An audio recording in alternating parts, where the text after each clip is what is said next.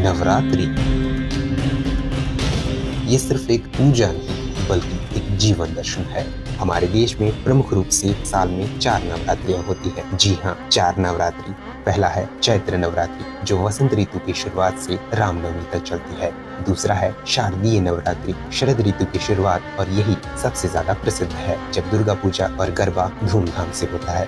तीसरा है आषाढ़ गुप्त नवरात्रि। ये गुप्त नवरात्रि में से एक है जिसके बारे में बहुत ही कम लोग जानते हैं। यह नवरात्रि गुप्त साधना और तंत्र मंत्र के लिए महत्वपूर्ण होती है। चौथा है माघ गुप्त नवरात्रि। यह भी साधना प्रदान होती है, मतलब माँ दुर्गा साल में 4 बार विशेष रूप से पूजी जाती है। नवरात्रि मनाने के पीछे का मुख्य कारण है देवी शक्ति की उपासना और असुरों पर अच्छाई की जीत। शारदीय नवरात्रि में माँ दुर्गा ने महिषासुर का वध किया था। वहीं राम जी ने भी रावण पर विजय पाने से पहले देवी दुर्गा की आराधना की थी। तो आइए 9 दिनों में छुपी वो शक्ति जाने जो हमें इंसान से दिव्य इंसान बनाती है।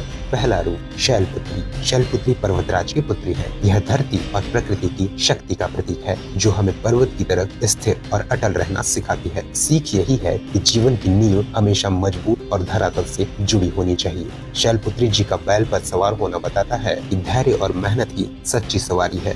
दूसरा रूप ब्रह्मचारिणी, तप और साधना की देवी। उन्होंने हजारों साल कठिन तपस्या करके भगवान शिव जी को प्राप्त किया। ये रूप सिखाता है कि लक्ष्य बड़ा हो तो तप, संयम और धैर्य सबसे बड़ा हथियार है। हाथ में जपमाला और कमंडल इस बात का प्रतीक है कि आंतरिक ऊर्जा ही सच्चा खजाना है। तीसरा रूप चंद्र घंटा, जिनके माथे पर अर्ध चंद्र से जुड़ी घंटी है। ये घंटी हर नकारात्मक शक्ति को भगाती है। ये रूप हमें सिखाता है कि डर को आवाज से नहीं साहस से हराया जाता है। चंद्र घंटा का युद्ध रूप ये दिखाता है कि शांति तभी संभव है जब आप अन्याय के खिलाफ खड़े हो। चौथा रूप कूष्मांडा, जिनकी मुस्कान से ब्रह्मांड की उत्पत्ति हुई। यही कारण है कि इन्हें सृष्टि की आदि शक्ति कहा जाता है। माँ का ये रूप हमें सिखाता है कि एक छोटी सी मुस्कान और सकारात्मक ऊर्जा पूरी दुनिया बदल सकती है। इनका निवास सूरज के भीतर माना गया है, यानी हमारी भीतर का प्रकाश ही असली शक्ति है।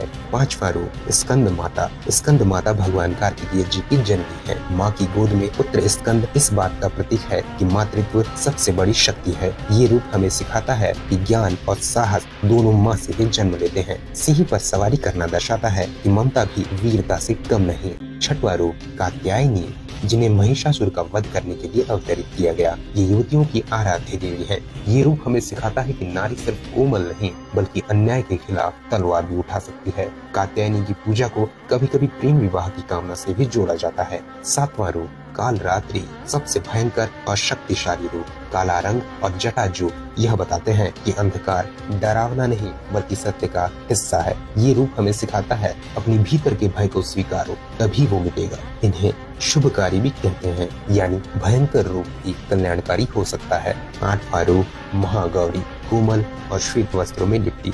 ये तप और तपस्या के बाद प्राप्त निर्मलता की देवी है। ये रूप हमें सिखाता है कि संघर्ष के बाद जीवन में शांति और पवित्रता का दौर आता है। महागौरी हमें बताती है कि सच्ची सुंदरता बाहरी नहीं बल्कि हमारी आंतरिक निर्मलता में है। 9वां रूप सिद्धिदात्री, जो भक्तों को सभी सिद्धियां प्रदान करती है। ये देवी आधा पुरुष और आधा स्त्री के रूप में भगवान शिव की अधिष्ठात्री है। ये रूप हमें सिखाता है कि पूर्णता तभी संभव है जब स्त्री और पुरुष की ऊर्जा एक हो जाए। सिद्धिदात्री का अर्ध नारीश्वर से संबंध ये बताता है कि संपूर्णता हमेशा संतुलन से आती है। ये है नव दुर्गा, 9 दिन, 9 शक्तियाँ और 9 सीखें। माँ के हर रूप में एक ब्रह्मांड छुपा है। तो बताइए आप किस रूप से ज्यादा प्रेरित होते हैं?